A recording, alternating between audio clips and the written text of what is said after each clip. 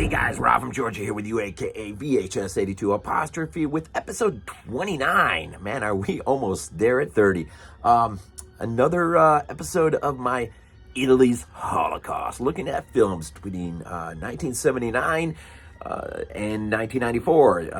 The bookends, Zombie, of course, Lucio Fulci, and Della Morte della Mar, Michele Soavi's incredible film in 94 that really does close out this great era of Italian cinema. Now, as has been the my template, or call it my guide, has been Jim Harper's Italian horror. And I've mentioned this before, that there are going to be times when I'm just going to jump off the beaten path for whatever reason. He doesn't include the film that I want to look at. It's not in there for some reason. It's a great resource for much that was between 79 and 94. And, you know, we got, we have Killer Fish. We have, what else do we got here? The Killer is Still Amongst Us. Killing Bird, Zombie 5. See if there's anything else. No, really, that's it. No Killer Crocodile, 1 or 2. What gives on that, man? This is Fabrizio de Angelis, as I would say, known for producing some great, incredible Fulci films. Steps in the director's seat here and writes, but has a little help from Dardano Sacchetti, which, if I have a drawback on this, and I'm going to show it to you in a second, this incredible release by 88 Films. There's no Sacchetti interview here. We got Giannato De Rossi, who does the effects, man. And quite honestly, man, the Crocodile looks pretty freaking good. You got, with interview with a couple of the actors. But really, I mean, and the trailer, and there's not really a lot here. But the packaging, this is, okay, as I said, this is a De Angelis film, starring none other than Richard Anthony Crenna, son of the famed Richard Crenna, of course, Colonel Troutman and Rambo series. That son, and he's pretty good in this, actually. Very, very entertaining film. From 1989, Killer Crocodile. Of course, there's not just one, but there is two. And of course, this is the lovely box set, man, that 88 put out. And quite... man, I'm telling you what, man. And I looked it up. I went on Amazon UK. You really can't get either of these. Well, there's one of them I think you can. But in terms of 88 Films, I went to the site itself. I don't know why it won't pop out of there. Gee whiz. There we go. Sometimes they pop right out and sometimes they don't. You can't get the box set anymore off of 88 Films, but you can buy them separately for £13 each, if that's something you ever wanted to do. But, I mean, great looking packaging, man, on both films. And actually, Giannato De Rossi steps in and directs Killer Crocodile too. And if you didn't know this, Aja pulled him out of retirement to do the practicals on High Tension, which are just phenomenal. And I wish you'd see that more often. I wish you would see some of these guys, especially from the Splat Pack, pull some of these old Italian guys out of, they call it semi, not really retirement, but, and put them to work, man. Go full practical and put them to work, man. I wish you'd see more of that. But again, it's just great packaging, man. A nice little set from 88 Films. They really do know how to do their box sets. And the cardboard, really sturdy, nice. Of course, as I said, I didn't see the box set up there for sale, but you can get them individually. And just having names like, Ortolani, who's got, like 239 credits in terms of as a composer. We heard him on such things as Horror Castle, Castle of Blood, The Seven Bloodstained Orchids, Don't Torture a Duckling, Cannibal Holocaust, and Madhouse. I mean, and 200 some others. I mean, come on now. I said Giannato De Rossi not only provides the practicals, the Crocodile, and then steps into the director's seat for part 2. So that's always pretty cool. I love stories like that, man. Like with, what's his name there? Of course, I'm going to forget his name, right? Who stepped in, who did the practicals for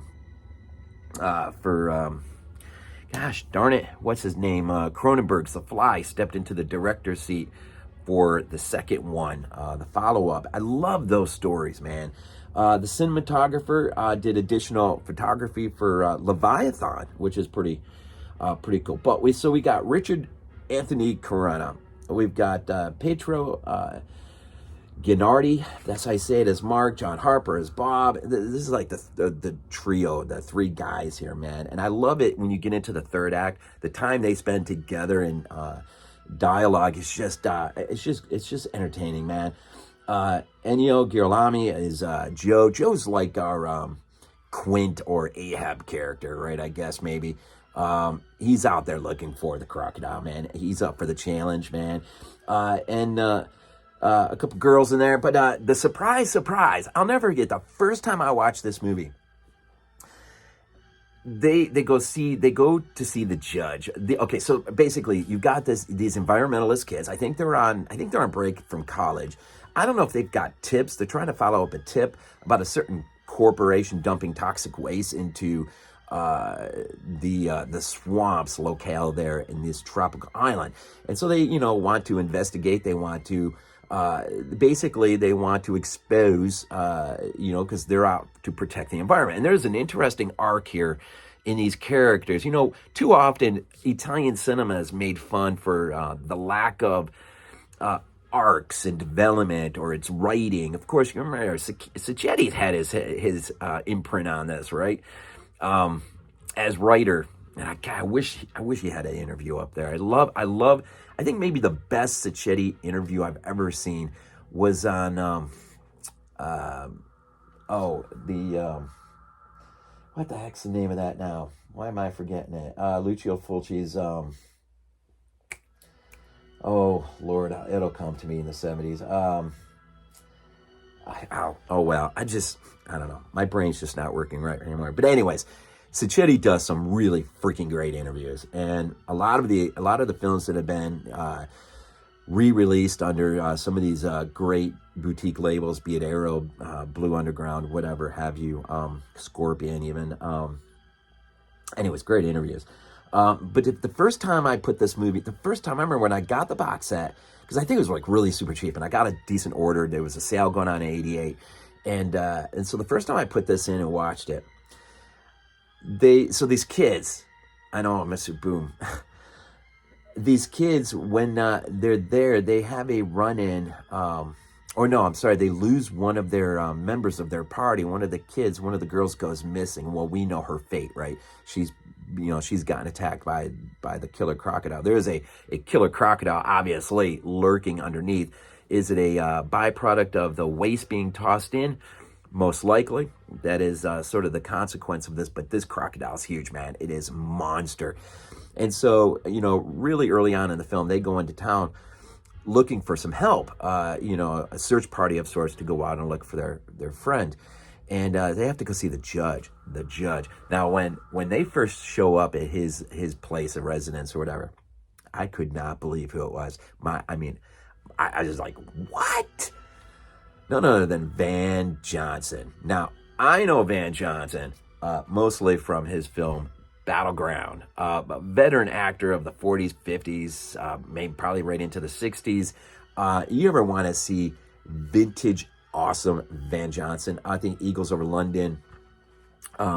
Battleground is a phenomenal film about the Battle of the Bulge, Bastogne, and Van Johnson. You see him there on the cover. He is so freaking awesome in that movie. So anyways, Van Johnson's in there, and I'm just like, dude, he's the judge? Aw, sweet. And so I've never seen Van Johnson in a film so far removed from his early days. And that was a joy. That makes it so much fun to enjoy. And, the characters, credit to be a little bit more complicated than you would expect, but, he is a man that's sort of like in charge of this tourist area, this place. And you got this guy, I'm trying to think of his name. I didn't write his character name on here, but you got a guy, of course, in charge of the corporation who is looking at cost savings by getting rid of this waste out in the far reaches of the swamp.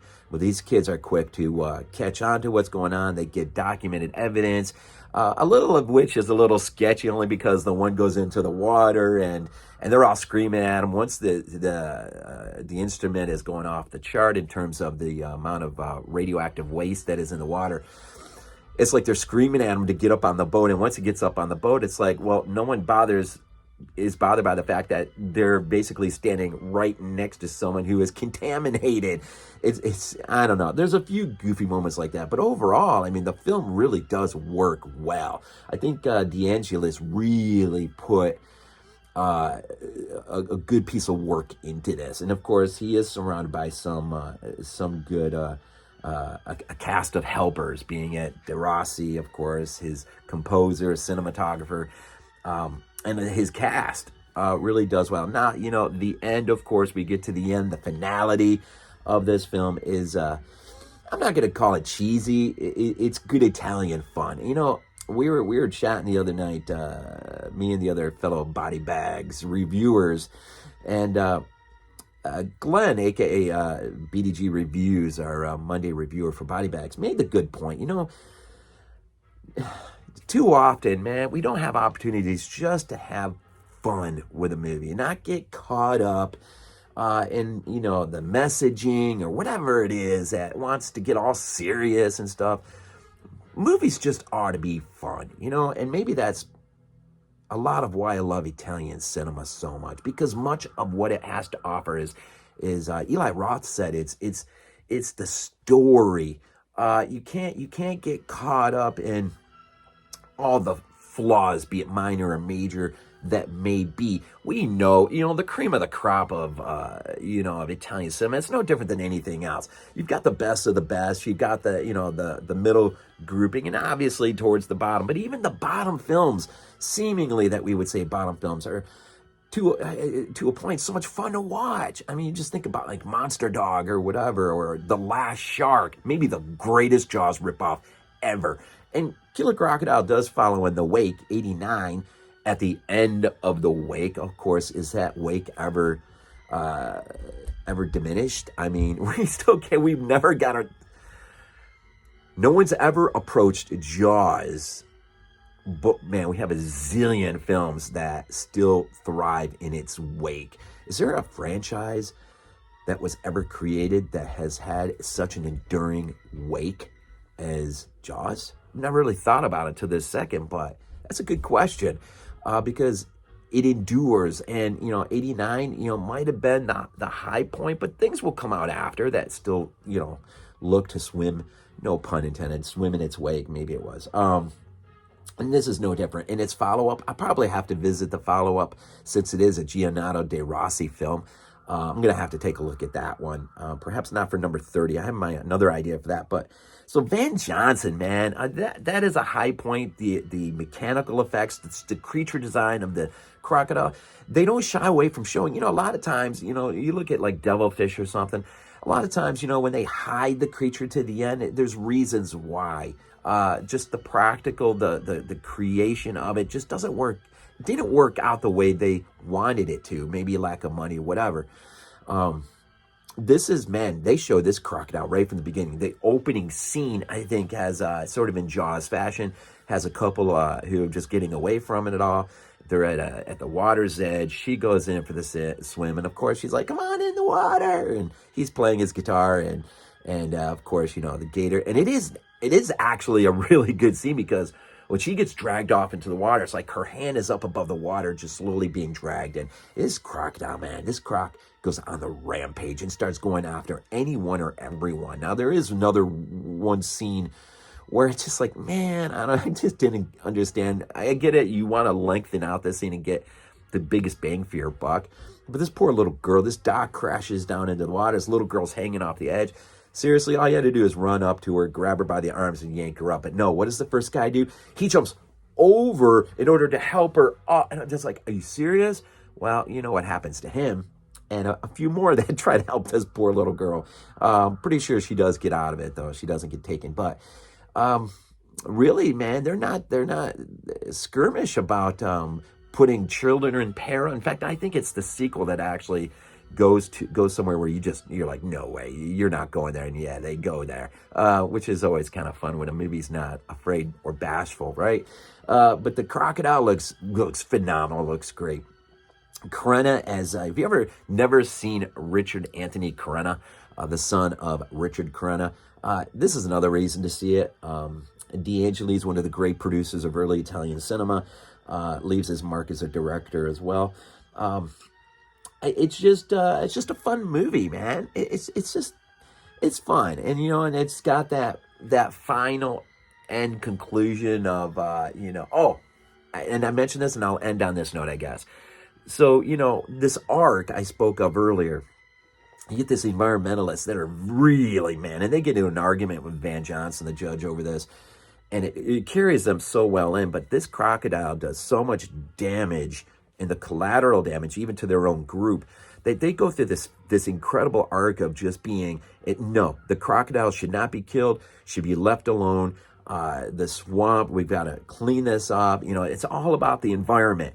But by the end, man, Richard Anthony Crenna has other ideas. Let's just say, no, this creature has to be destroyed. And I love that arc, because usually it's just that arc just gets lost, or you don't have it. And in here you do have that. And even his best friend, I think it's Mark, who says to him towards the end when the decision is made, no, we've got to hunt this thing down. I have to make it my point to destroy this thing.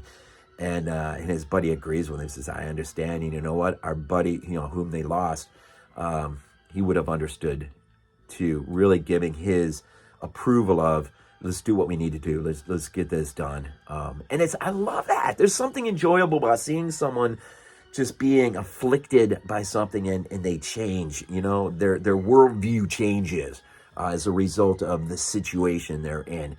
And I don't know if anyone would really disagree by the end of it if you'd gone through it yourself. This thing has to be destroyed. But like any good creature feature, any good film like this, or maybe the most violent aspect of it is when they spot eggs on the shore and they decide with I think it's a shotgun, he just blows them away, man. He's like, we can't let these things live, man. If this thing is from the other, and it probably was because they're so big, right? Get rid of them. But of course, at the very end, we do have that one solitary egg that cracks them and no one knows about it. And so that leads us into the next film, right? You got to have a killer crocodile too, right? It's too bad this thing didn't stretch into a trilogy. So anyways, from Fabrizio De Angelis, the opening salvo of a two-part creature feature. And worth definitely checking out. And I said 13 pounds each on 88 films. Can't get the lovely box set anymore. It's too bad. But these are why you got to jump on things sometimes, right? And shame on Jim Harper for not including these movies in his reference guide. I don't know why you wouldn't, man. It's got too many big players involved. I'm not sure why he would have why he would have skipped over that, or maybe it was just an oversight. Who knows? I mean, you can't obviously. Well, yeah, you could do every single movie. He should have done every movie. But anyways, so there we go. Number 29 out of the way as we look forward to number 30 of our Italy's Holocaust and beyond. As always, we end these things off with Go Bills. This is not a dream. Not a dream. We might be useful to you.